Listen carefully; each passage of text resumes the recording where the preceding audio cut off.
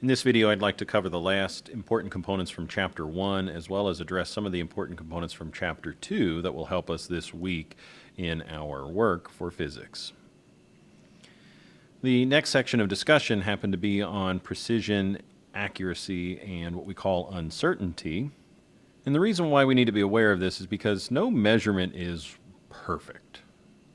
If we use a stopwatch or a ruler or a scale, there's always going to be some deviation from the actual precise value of the object that we're trying to measure and what our tools or instruments are leading us to believe. And that uncertainty can be minimized with a portion of statistical analysis. If you actually study statistics in a higher level, you would recognize the math behind determining what's an acceptable amount of uncertainty. But for our discussions in this class, we're just going to talk a little bit about what it takes to identify uncertainty in a rudimentary sense. Now, when I'm talking about accuracy, what I'm trying to convey here, what we're trying to convey, is how close our measurement, using, again, a scale or a ruler or a stopwatch or something like that, comes to the actual or true value of what's being measured. And so what I mean by that is if, say myself, Mr. Ehrman, climbs on a scale, I have a specific weight, I have a specific mass, and there is one true mass that I actually weigh. But this one scale might measure a certain number, and then I could step on another scale and it measures a slightly different number. And these scales would be considered accurate if they give me a result that's really, really close to the actual weight or mass of myself. Now, precision, on the other hand, in a sense measures how close a series of measurements are to each other. Or maybe another way of thinking this is the level of accuracy. I might have two of these scales that measure accurate to a microgram, but if they measure to a microgram, of course, that would be much more precise than measuring my weight in kilograms. But precision doesn't necessarily imply accuracy. I could be measuring completely incorrect, but measuring very, very precise. And an analogy that's sometimes used is this dartboard analogy. If a device, if a tool has good accuracy and good precision, then what we're going to see is a group of darts that are very, very close to the target. Our target, or our actual weight in this case that we're going after, is right here in the middle. But a device could be very, very precise, measuring with great precision, but have the wrong results displayed, and that's what's happening here. We had a grouping of three darts in this case, very, very close to one another, very, very precise, but they were nowhere near the actual target. On the other hand, we could have both poor accuracy and poor precision, and that's where our results are all over the place. We're not very close to the actual specific result, and our results aren't even grouped close to one another. And so that's just a little bit about precision and accuracy. We want devices, or we want measurement techniques that are both precise and accurate. And so with that in mind, let's say we take some measurements of volume, length, mass, and time. Can you determine which of these groups of measurements are precise, accurate, either both precise and accurate, or neither precise nor accurate? Now, beneath each measurement, we're told the actual true value of the object that was being measured. So in option A, it looks like our measurements are all grouped together fairly closely. They're all really close to 68 milliliters, and the true value of the object that was being measured was 68.1 milliliters. So I would make the argument that this series of measurements are both precise and accurate. In part B, it looks like all three of our measurements are pretty close to one another, but the actual measurement is nowhere close to that. So I would make the argument that these measurements have been made very precisely, but not accurately. So we may have had a faulty tool, or the person reading the measurement was not doing so correctly.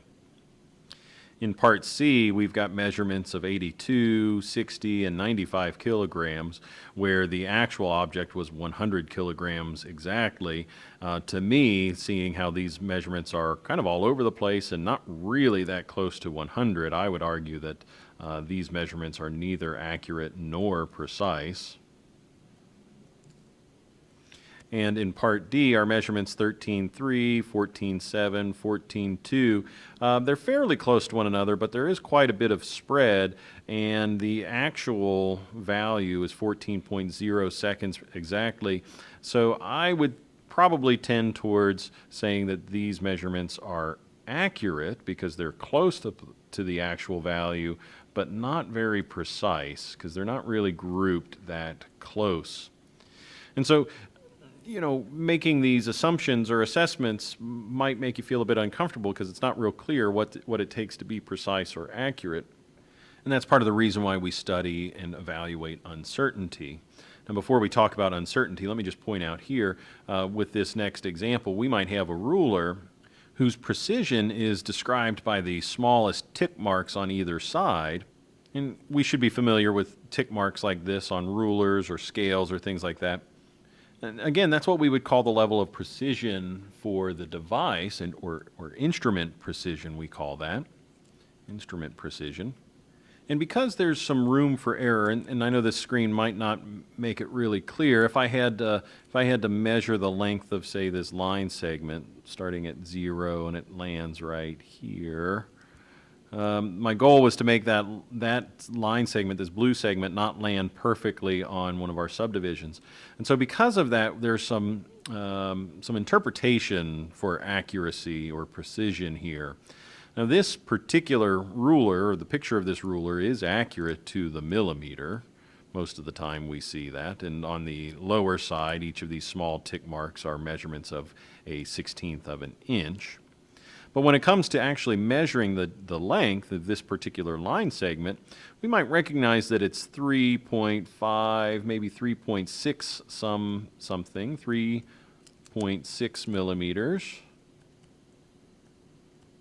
But it's slightly bigger than 3.6, and it's a little bit less than 3.7 millimeters. And somebody with a really good eye might say, well, it's closer to 3.7 than it is to 3.6. So let's just say that it's 3.68 millimeters in length. That's a pretty good estimate, or that's a pretty good measurement for the length of this line. I would say that it's fairly precise and accurate. If I asked all of my students to measure this line segment, hopefully most of us will get an answer that's really close to this number. Now, the point that's being made at the top of this slide is that when taking measurements, it's understood that the last digit is an estimate. So we're estimating in this very last digit. I know the 3.6 portion is correct, but this 8, that was an estimate. That was my best guess based on the scale that was provided. And that's where we lose a little bit on our precision. And with that uncertainty, what we're trying to do is what we would like to do is to determine the amount that we're deviating from an expected value. So this uncertainty that we're describing is the amount by which a measurement deviates from a standard or expected value. So if we expect an object to be A units, A is some number here, then the uncertainty is a lowercase delta. This is the lowercase delta letter in the Greek alphabet, delta A. Delta is a decimal value, which is sometimes listed as a percentage with a small conversion here. And when we measure an object that we expect to be around A units, then we'll be happy with the measurement as long as it's close, either above or below by some delta amount of A, some uncertain amount of A. And I think a better way to describe this is to look at this particular example. So here we're being told that a grocery store sells apples that weigh 5 pounds in a bag, or bags of apples, I should say, that weigh 5 pounds. And if we bought 4 bags over the course of 4 weeks and we weigh them each time on our bathroom scale at home, the first week we came home with a bag that measured 4.8 pounds. Then we came home with one that was measuring 5.3, 5.49, and 5.4. Well, we know that the bag is supposed to weigh 5 pounds, so that's our assumed value, or our target value.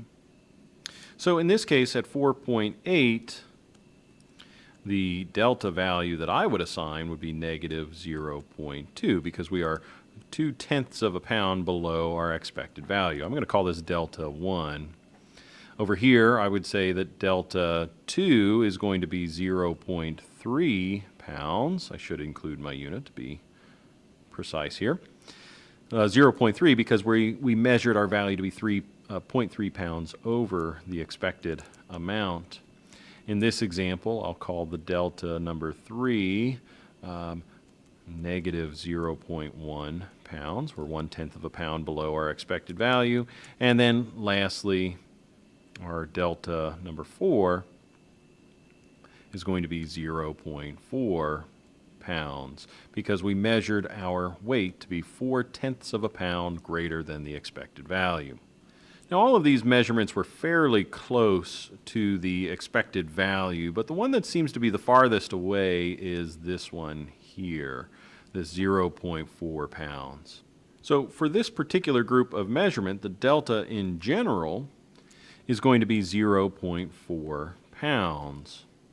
All other measurements were within at least 0.4 pounds of the expected value. So I would say that the uncertainty when purchasing a bag of apples is 0.4 pounds. Uncertainty. So we think we're buying 5 pounds of apples, but there's a level of uncertainty of 4/10 of a pound. The weight can be most likely, and at least based on this scenario, 4/10 above or 4/10 below the 5 pound mark. When being asked to identify the percent uncertainty, we just take this one step further. We'll take the 0.4 pounds of uncertainty and divide that by the expected value, 5 pounds. And this is just coming from the page before, this uncertainty rule. The delta A divided by A times 100% is the last step. That'll give us our percentage uncertainty. Now you may notice that the pound units will cancel here when performing the division. And 0.4 divided by 5 is 0.08. When we multiply this by 100 to turn this into a percent, we end up with 8% uncertainty.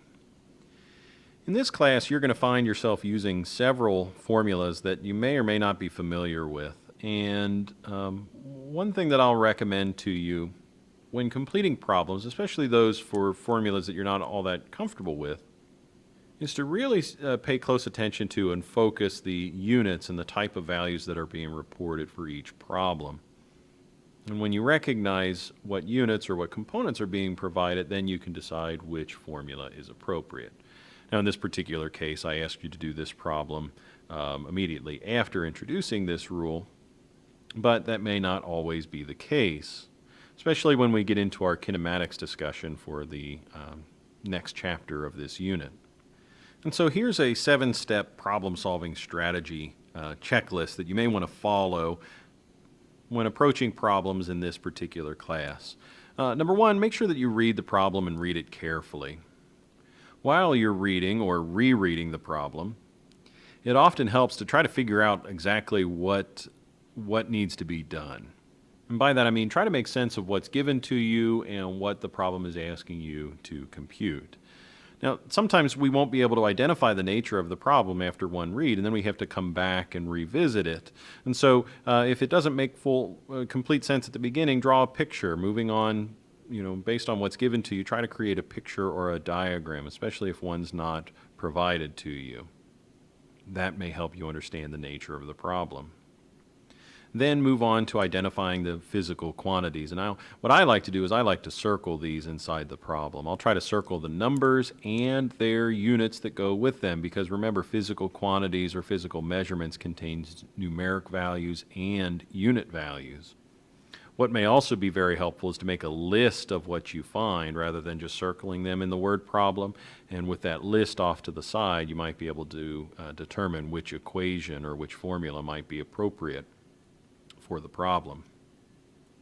With that in mind, you can move on to step 4, which I really think is back to number 1, trying to understand the nature of the problem, try to identify what physical properties or principles are going on here. And again, if that's not really clear, we can kind of gloss over that and decide which equations might be appropriate based on the given information. You should have a list of given components, and only a certain number of equations can be used with those components. That's kind of like opening up the pantry door and trying to make a meal out of something for which you don't have ingredients for. You can't make tacos if all that you have are apples and bananas. And once you decide which formulas can be used based on the given information, then you just set up the equations and solve them. Be careful with your math, because it would be awfully frustrating to go through the trouble of identifying the appropriate equations and setting them up properly, only to get a wrong result or a result that doesn't make sense because you punched something in incorrectly on the calculator. It is sometimes very difficult to tell the mistakes that you make, whether they're arithmetic related or set up incorrectly based on the formulas that you've chosen. And I think you'll have a good understanding or an idea of whether the solutions are appropriate and or correct by simply checking at the very end. Does your answer have the correct units? Did the correct units cancel out along the way while performing the math? And does the answer seem to make sense? Does the answer appear to solve the question that was being asked? Now, in each of the problems in this upcoming chapter, I'm going to try to go through this checklist, if not all 7 steps, a significant portion of them, so that you can recognize how I approach these problems and how I suggest that you would as well. Sometimes it won't be necessary to go through all 7 steps. Other times it definitely will, and may actually require you to do this more than once. So as we move on into Chapter 2, we're going to be focusing on what's called motion in one dimension. And motion is often called by another name, kinematics. We're going to study in Chapter 2 motion in one dimension, essentially objects that move left and right or up and down, forwards or backwards. And once we start to understand the rules and the formulas associated with one-dimensional motion, then we'll extend that or generalize those rules into two-dimensional motion, and then hopefully you'll recognize that those rules can be applied to three-dimensional, fourth-dimensional, and so on, higher-dimensional analyses. But I don't want to get too far ahead of myself here. Let's talk about some of the rules and formulas associated with one-dimensional motion.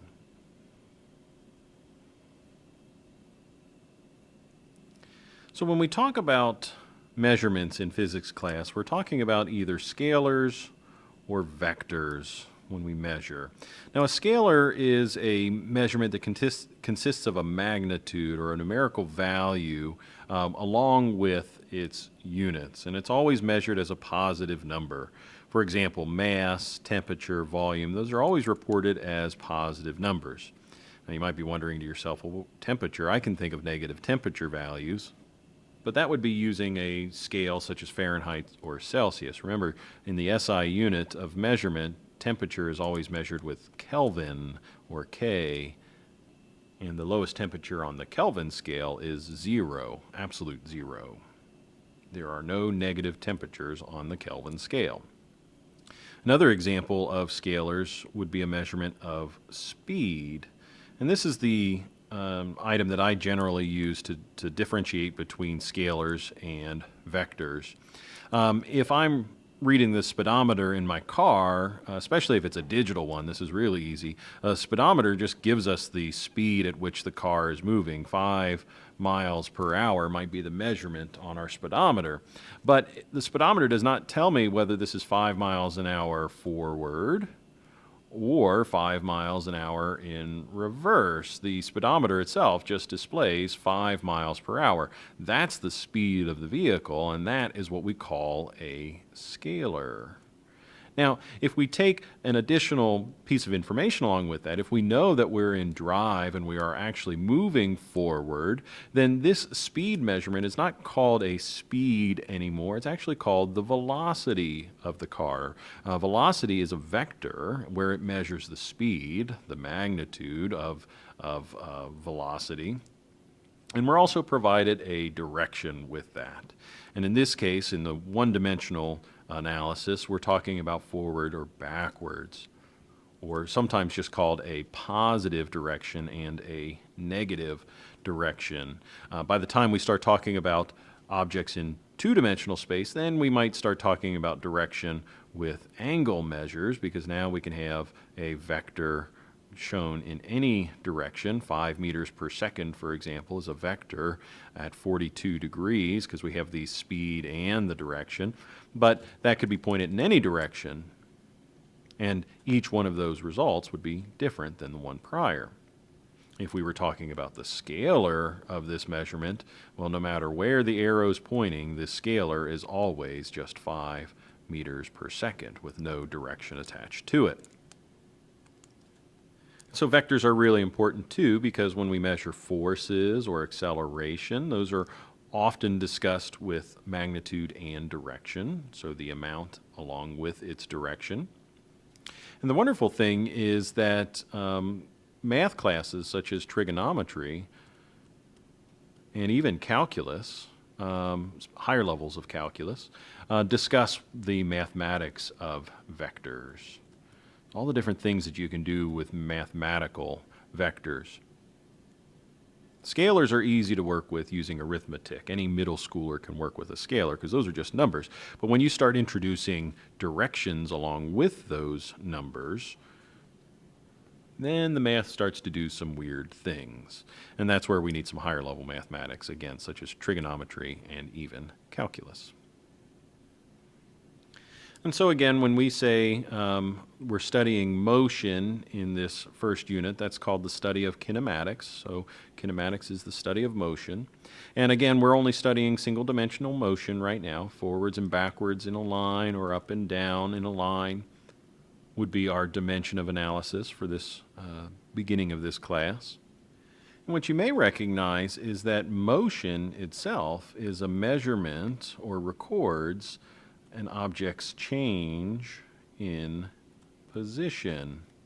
If I had a camera that could take several pictures rapidly and I had a vehicle moving in front of me, well, one picture might show this vehicle here and another picture might show the vehicle here, and it's implied that the object was moving or was in motion to move from point A to point B.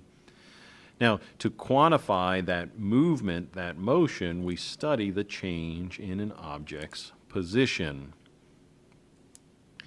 Now, since this diagram is showing a position leftward and rightward, and we often think of the left and right movement on a graph as the x-axis, then we might call the car in position A located at position x subscript A. So it's on the x-axis at position A, and this position here is on the x-axis position B, and so we might call that x subscript B or x sub B.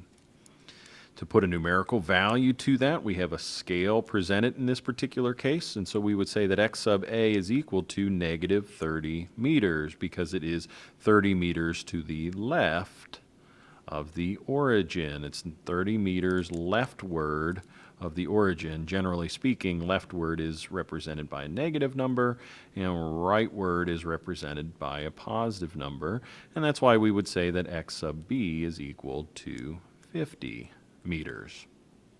Now, if we would say that the car at position A is the starting point, rather than just some arbitrary position in space, the starting point is almost always indicated with an x and a subscript 0, pronounced x naught.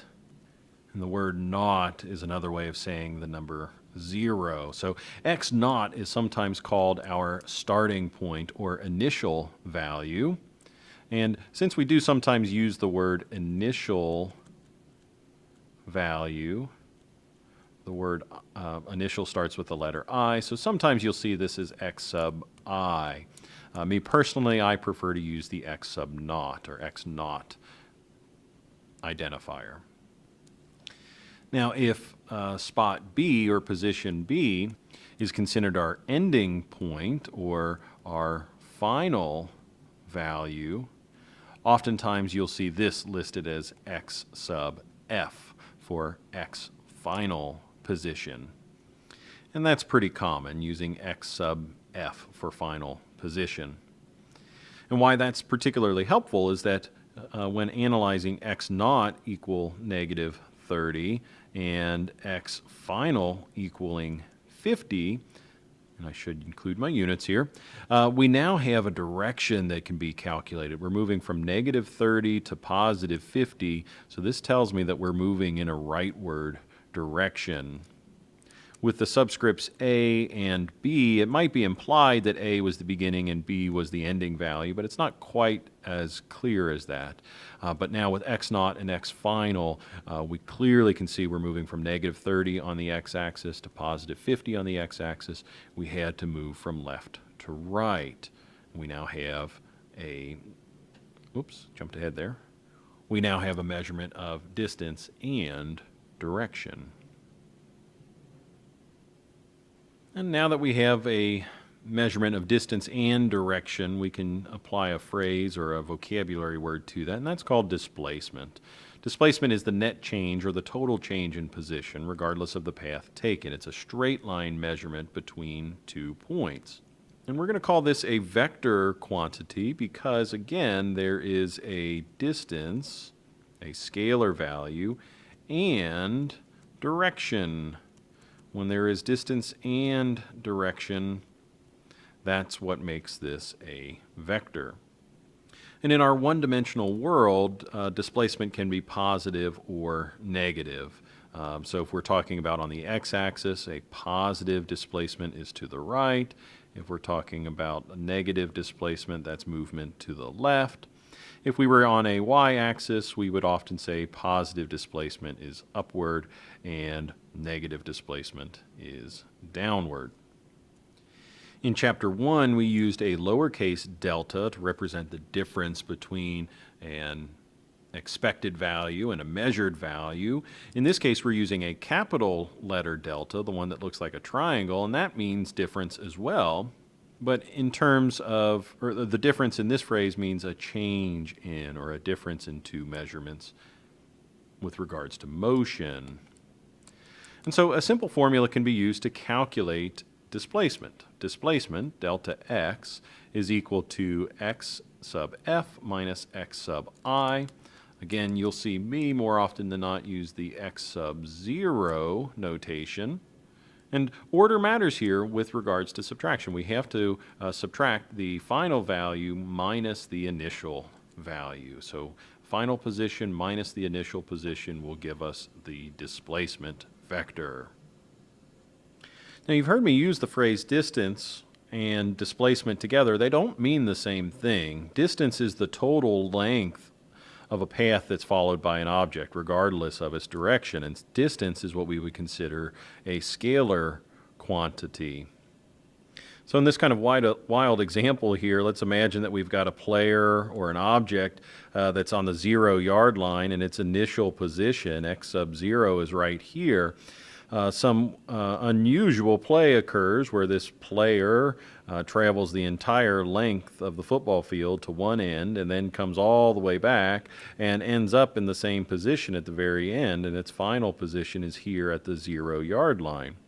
If we were talking about the distance traveled, clearly the player or the object, whatever it is in this weird case, has traveled 100 yards in this direction and traveled 100 yards in this direction. So the distance is 100 yards.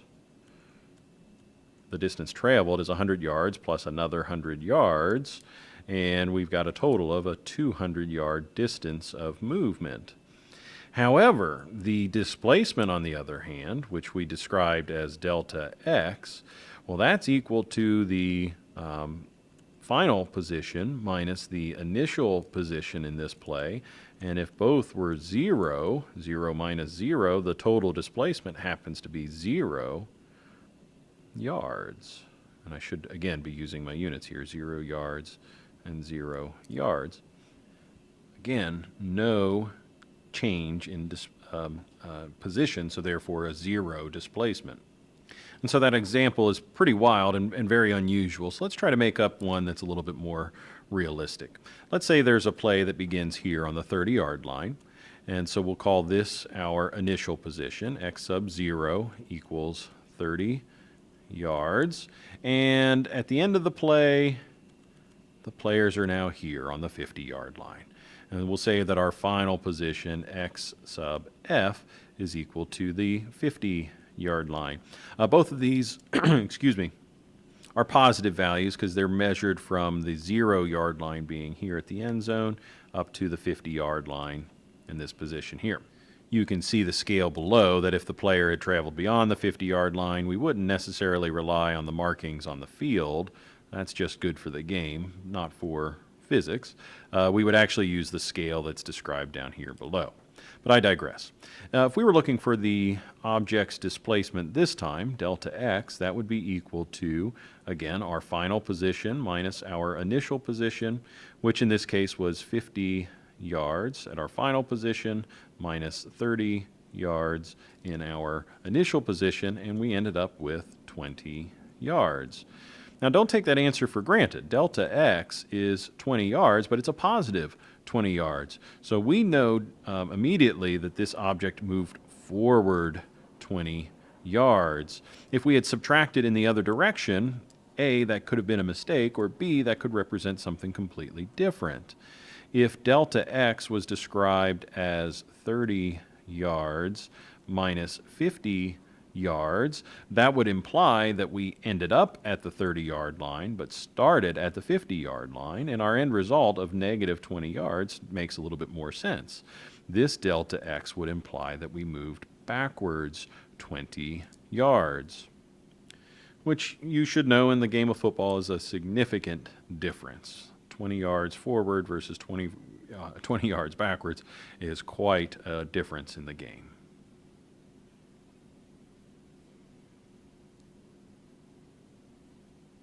So when we start talking about two-dimensional space, you'll note that the distance that an object travels might follow this orange curve here, and this distance that's being traveled is always going to be a positive number. It's always a positive number because it's accumulating the distance that's being passed or traveled. And because this is a curved line, that would be very tough for us to measure unless we had a device that could measure along a curve like this. We could also use calculus because calculus gives us a nice way to measure along curves.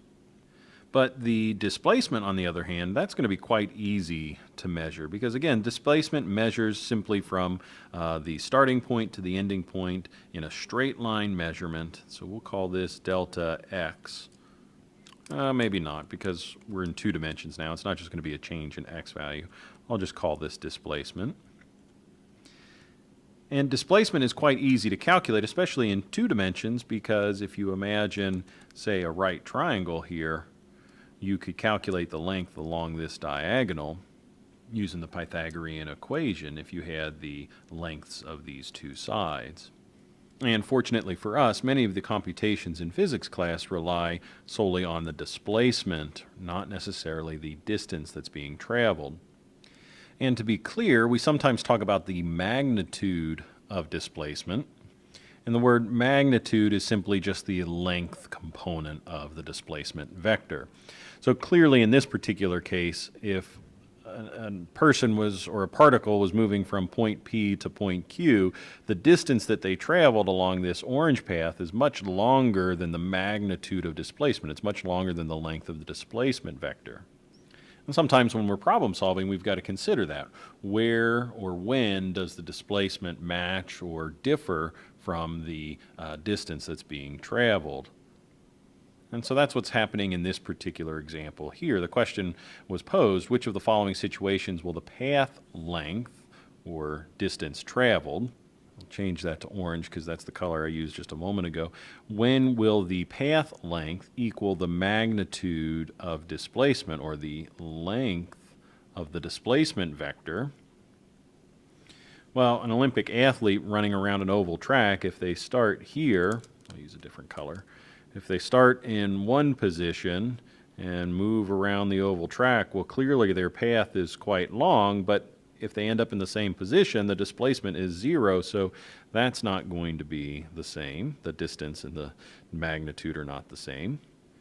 And in an example of a roller coaster, a car that's moving up a hill and down and then back up and then down again, well, clearly the distance that's traveled there along that path is much greater than the magnitude of displacement.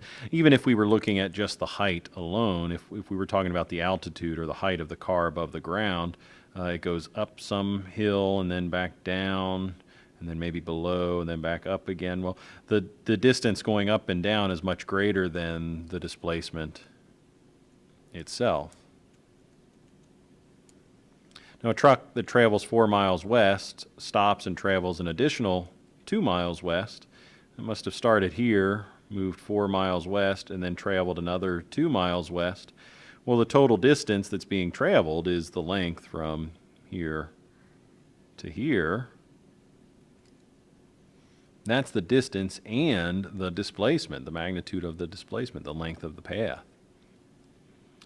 And a ball that's being tossed upward in the air, it starts at ground level, it'll come up and then fall back down to ground level. The path that it follows, the length of that path, is much longer than the displacement itself. In fact, there's 0 displacement here because the object ended where it started.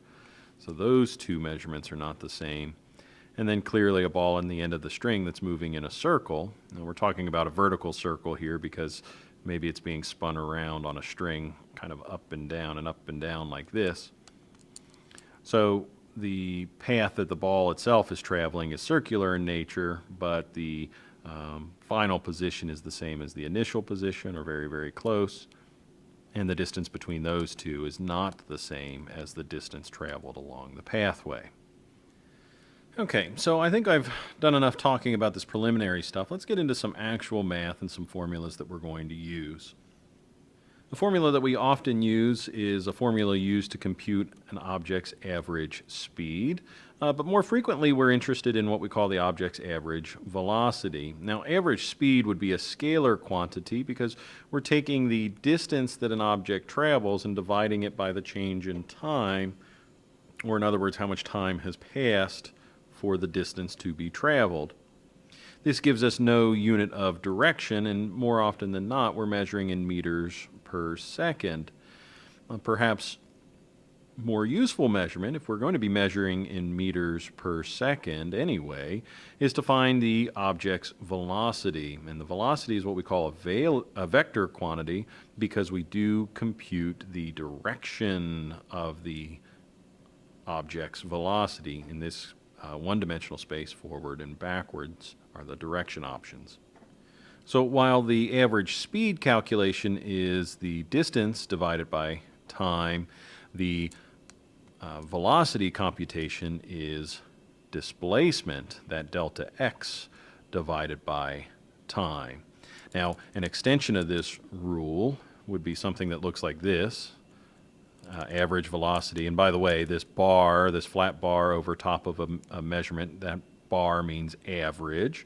So average velocity is equal to delta x. Remember, another way of talking about delta x is the final position minus the initial position. And we can say the same thing about time, the final time minus the initial time. So that's another way that we can look at this average velocity calculation. So let's try an example. An airplane flies in a straight line with an average speed of 115 meters per second. How long does it take for them to fly 100 miles?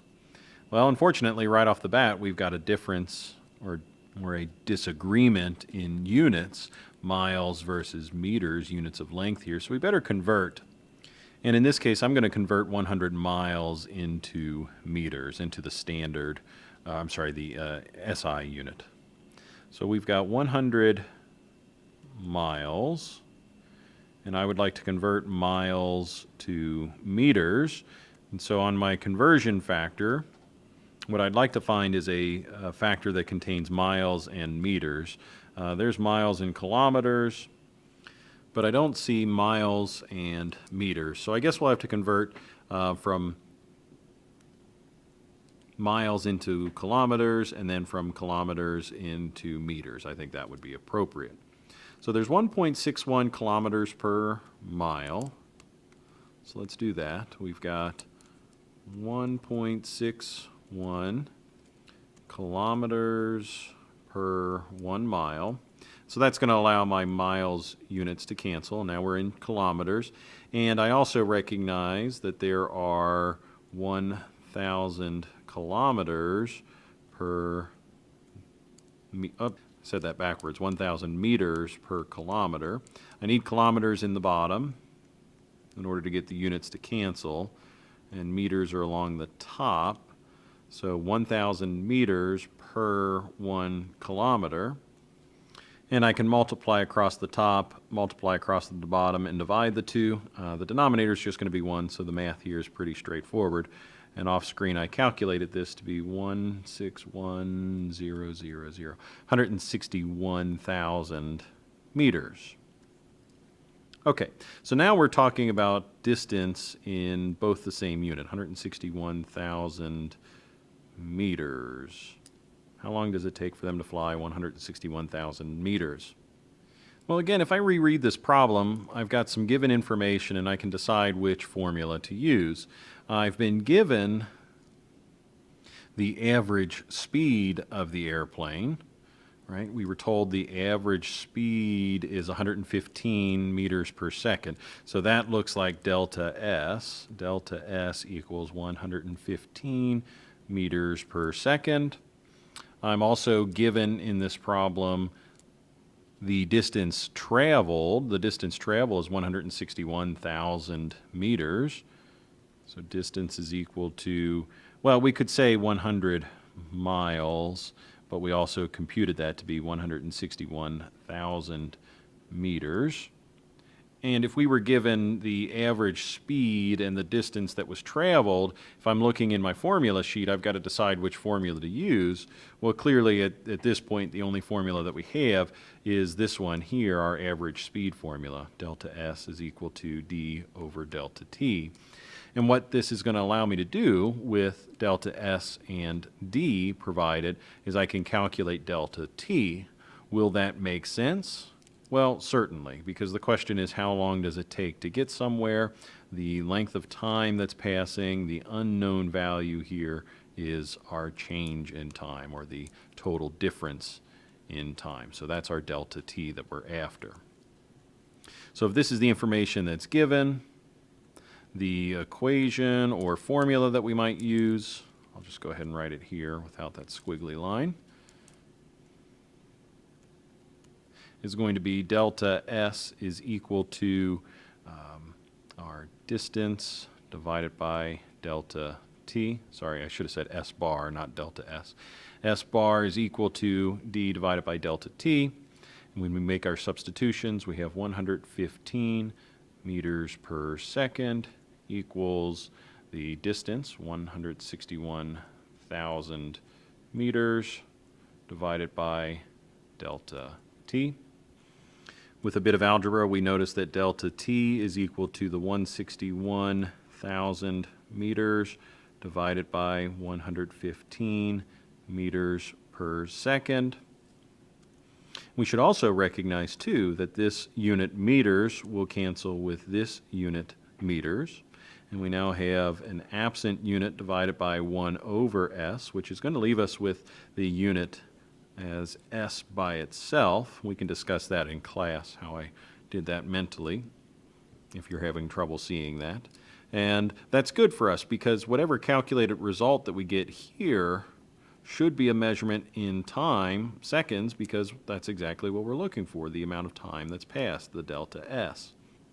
And off screen I performed this calculation and ended up with 1,400. So apparently it takes 1,400 seconds for this airplane to travel 100 miles. And that's okay as an answer. It might be helpful to convert that. And using a T-chart, that's not too hard to do. 1,400 seconds is the same as 23.3 minutes. Let's try one more example. A track star runs a 400-meter dash in 38.5 seconds. The race consists of him starting at a certain point on the track and making one complete round of the track, then returning to his starting point. So for any of you that are not familiar with track, if you're starting at this position, you run around the oval and then you end in that position. And most tracks are right around 400 meters in length, depending on which lane that you're running in, if the starting positions haven't been offset. So let's compute two values here. Part A we're going to find is his average speed. So delta S is equal to the distance that was traveled divided by delta T. And then in part B, we're going to calculate average velocity. Average velocity is equal to the change in x, or the displacement, divided by the change in time. You may see where we're going with this, but let's do the math anyway. So delta S, the average speed is something that we don't know, but what we do know is that the distance that was traveled, this athlete did move a total of 400 meters around the track, and it took them 38.5 seconds to get there. That's our delta T. Another way we can see that is that, if our ending time minus our initial time, if we're reading a stopwatch that started at 0 and ended at 38.5 seconds, clearly that's our delta T.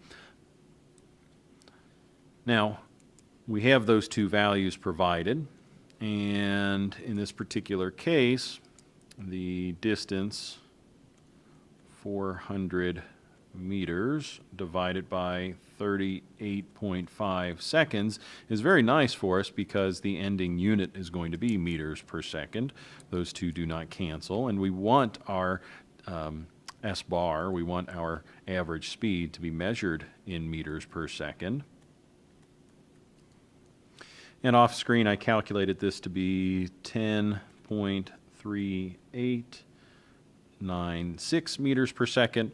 But again, if we're talking about significant figures, 400 meters, we'll assume that there are 3 significant figures there, and there are 3 in the seconds measurement, so our answer should contain 3. I would call this 10.4 meters per second based on our significant figures. So again, we're saying that this runner's average speed was 10.4 meters per second, but remember, speed does not have a direction associated with it. And that's perfectly fine, because if you're talking about a runner that's going around the track, sometimes this person's running in this direction, and sometimes they're going in this direction or this direction. Their direction changes all the time as they go around the track, and that's kind of difficult to monitor. Even if we weren't measuring this person's position on the track and only measuring this person's position relative to some x-axis, at one point the person's moving forward and they start to move back in the other direction because they've made the turn around the track, and then they continue in this direction, and at another point they make the turn around the track and they start coming backwards, and so on. But they ultimately end up in the same starting position, and in either case the speed that they've been traveling was calculated all along. Now the velocity, on the other hand, this is kind of interesting, because remember, we said average velocity is our final position minus our initial position divided by our delta time. And as it turns out here, the final position and the initial position are exactly the same. An athlete that does one lap around the track starts in one position and ends in the same position, so the delta x is actually equal to 0. And the time that's changed, and that's 0 meters, by the way, and the time that's passed is still 38.5 seconds, but 0 divided by 38.5 is simply 0 meters per second. And so you can pretty clearly see that there's a drastic difference between a person's speed and a person's velocity in this particular case. And that's not to say that there was a mistake made. Both of these answers are correct, but it is good to note that sometimes it is more appropriate to use a measurement in speed as opposed to a measurement in velocity. Sometimes the vector quantity doesn't help us quite as much as a scalar quantity would. So this video is getting quite lengthy at this point. It's a little bit longer than I had originally anticipated. So I'm going to stop now, and we'll cover the last couple items this Friday during our Zoom meeting with regards to the lab. Thank you so much for watching.